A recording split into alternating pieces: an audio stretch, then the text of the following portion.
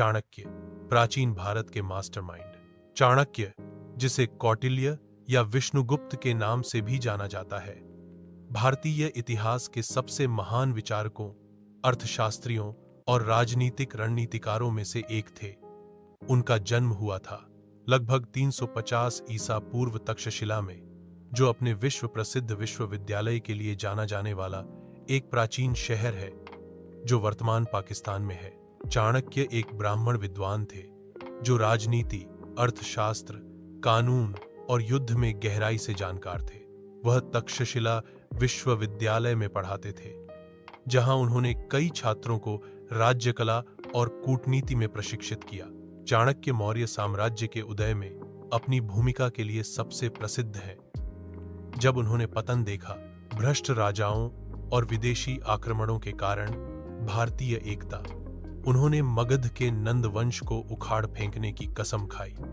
नंद राजा द्वारा अपमानित होने के बाद उन्होंने एक सक्षम शासक खोजने का फैसला किया जो भारत को एकजुट कर सके। तभी उसने चंद्रगुप्त मौर्य नामक एक उज्ज्वल और महत्वाकांक्षी युवक की खोज की। चाणक्य ने चंद्रगुप्त को युद्ध, राजनीति और नेतृत्व में प्रशिक्षित किया। उनके मार्गदर्शन से चंद्रगुप्त ने उखाड़ फेंका, नंदों को हराया और लगभग 321 ईसा पूर्व में मौर्य साम्राज्य का पहला सम्राट बना। चाणक्य चंद्रगुप्त का मुख्य सलाहकार और मंत्री बना।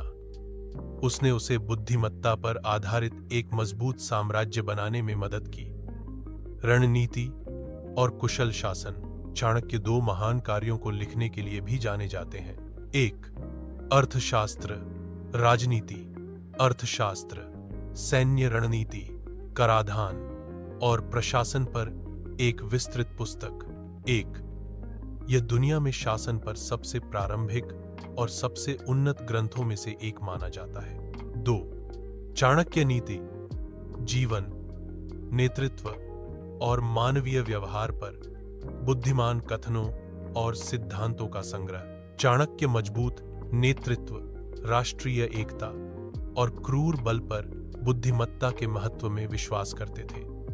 उन्होंने साम्राज्य की रक्षा और स्थिरता बनाए रखने के लिए कूटनीति, जासूसी और रणनीति का उपयोग किया। उन्होंने चंद्रगुप्त और बाद में उनके बेटे बिंदुसार के गुरु के रूप में कार्य करना जारी रखा। चाणक्य के विचारों ने न केवल भारतीय राजनीति को प्रभावित किया, बल्कि आधुनिक राजनीतिक विज्ञान और अर्थशास्त्र को भी प्रभावित किया। चाणक्य की मृत्यु हो गई लगभग 283 ईसा पूर्व में, लेकिन उनके विचार आज भी जीवित हैं। उनकी शिक्षाएं दुनिया भर के नेताओं, अर्थशास्त्रियों और रणनीतिकारों को प्रेरित करती रहती हैं। उन्हें उस व्यक्ति के रूप में याद किया जाता है जिसने भारत को एकजुट किया, आय का मार्गदर्शन किया। वह पहले महान सम्राट थे और शासन और नेतृत्व पर दुनिया के सबसे शुरुआती मैनुअल में से एक लिखा।